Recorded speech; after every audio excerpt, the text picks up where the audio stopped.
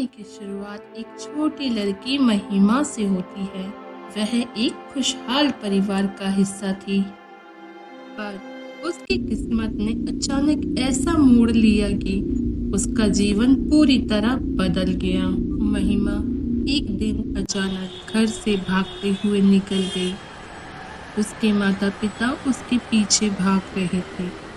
उसके पिता बोल रहे थे कि मैं गुस्सा नहीं करूंगा।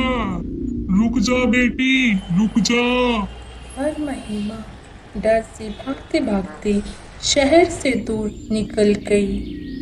वह जंगल में पहुंच गई। महिमा भागते भागते उसे एक शेर की गुफा दिखाई दी।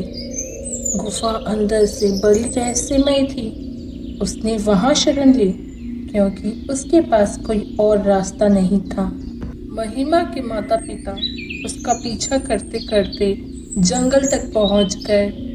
उसके पिता गुफा में गए अपनी बेटी के पीछे और बोले, महिमा कहाँ हो? कहाँ हो बेटी? सामने आओ। तभी शेर की आवाज आई। शेर की आवाज आते ही महिमा के पिता डर गए और गुफा से बाहर आ गए और गुफा के बाहर ही इंतजार किया, पर अंदर जाने की हिम्मत नहीं जुटा पाए। तभी वहां जंगल के पास के गांव वालों ने बताया कि गुफा में एक आदमखोर शेर रहता है जो किसी को जिंदा नहीं छोड़ता।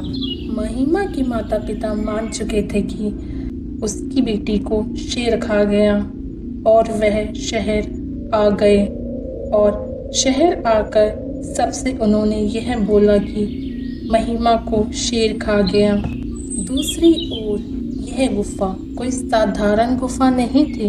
यह एक अनोखी गुफा थी। 2 साल बीत गए। महिमा के माता पिता को महिमा की कोई खोज खबर नहीं मिली। उन्होंने मान लिया कि उनकी बेटी अब इस दुनिया में नहीं रही। महिमा के माता पिता अपनी आधी प्रॉपर्टी में अपनी बेटी की याद में एक महिमा भोजनालय नाम की जगह खोल दी। यहाँ गरीब और भूखे लोगों को मुफ्त में खाना दिया जाता था। यहाँ आकर गरीब लोग खाना खाते, अपना पेट भरते और महिमा के माता पिता को दुआएं देते। उनके इस काम के लिए उन्हें सराहा जाता।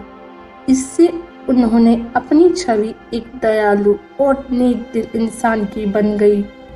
बार बार अपनी बेटी को याद कर दुखी होते। इसी तरह अपना जीवन अपने छोटे बेटे रोहन के साथ कई सालों से खुशी खुशी बिता रहे थे। ऐसे ही 10 साल गुजर गए। महिमा का छोटा भाई रोहन अब बड़ा हो चुका था और कॉलेज में पढ़ाई कर रहा था। एक दिन वह अपने कॉलेज में पढ़ने वाली अपनी दोस्त मोनिका को घर लेकर आया अपने परिवार से मिलाने। मोनिका एक अनाथ लड़की थी। उसका कोई नहीं था इस दुनिया में। तभी रोहन के माता पिता आए और बोले, बेटा, ये लड़की कौन है? और रोहन बोला, पिताजी, ये मेरी दोस्त मोनिका है। ये मेरे साथ मेरे क्लास में पढ़ती है। मोनिका, ये मेरे माता पिता है। मोनिका रोहन के माता पिता को देखकर घबरा गई और घर से भाग गई। रोहन बोला अरे मोनिका! और उसके पीछे चल दिया। रोहन चिल्लाया, मोनिका रुको तो, क्या हुआ? रुक जाओ। मोनिका और रोहन भागते भागते जंगल आ पहुंचे। मोनिका जंगल में आ रुकी और रोहन से बात की। रोहन ने पूछा, तुमने ऐसा क्यों किया मोनिका? मेरे बेचारे माता पिता को कितना बुरा लगा होगा। वो क्या सोच रहे होंगे? रोहन ने मोनिका से पूछा कि वह इतनी घबराई क्यों है? तुम इतनी घबराई हुई क्यों हो मोनिका? बताओ मुझे। तो मोनिका, क्या हुआ? हम इतने सालों से दोस्त हैं। तब मोनिका ने कहा, मैं मोनिका नहीं, महिमा हूँ। रोहन यह सुनकर हैरान रह गया और उसने महिमा से पूछा, तुम इतने सालों से कहाँ थी और घर वापस क्यों नहीं आई? और महिमा बोली, मुझे घर का रास्ता याद नहीं था रोहन। और अब तुम्हें हमारी दोस्ती की कसम है रोहन, तुम यह बात किसी को नहीं बताओगे। और महिमा वहां से चली गई। तभी रोहन के माता पिता जंगल पहुंचे वहां के गांव वालों के साथ और बोले, बेटा रोहन, तुम यहाँ और मोनिका कहाँ है? तुम उसी के पीछे आए थे, कहाँ है? बताओ रोहन। रोहन ने कहा, पिताजी घर चलते हैं। रोहन खुश भी था और दुखी भी, क्योंकि उसके माता पिता महिमा को याद करके उदास होते थे और महिमा ने उन्हें बताने से मना कर दिया। रोहन के पिता बोले, बताओ मोनिका कहाँ है? उसने ऐसा क्यों किया? वो अचानक क्यों भाग गई? एक शब्द भी नहीं बोली।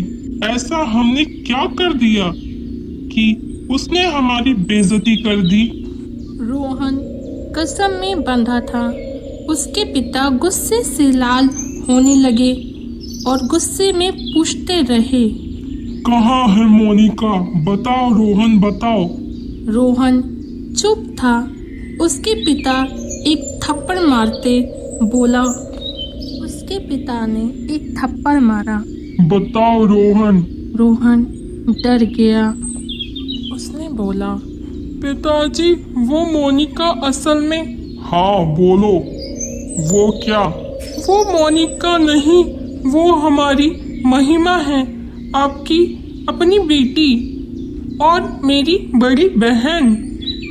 रोहन हैरान था कि यह सच जानने के बाद भी उसके पिता खुश नहीं लग रहे थे और रोहन के माता पिता महिमा को गुस्से में ढूंढने लगे और जोर जोर से चिल्लाने लगे, कहाँ हो तुम अभी तक जिंदा हो? सामने आओ, मैं आज तुम्हें नहीं छोड़ूंगा। महिमा कहाँ हो? बाहर निकलो। रोहन डर गया। रोहन सोचने लगा, ये क्या हो रहा है? मेरे माता पिता ऐसा क्यों कर रहे हैं? तभी महिमा ने हिम्मत जुटाई और सामने आई। सामने आते ही रोहन के पिता ने महिमा पर हमला कर दिया और महिमा को मारने की कोशिश की। तभी शेर ने हमला किया और रोहन के पिता को गिरा दिया। गिरते ही रोहन के पिता को गांव वालों ने पकड़ लिया। दूसरी ओर शेर को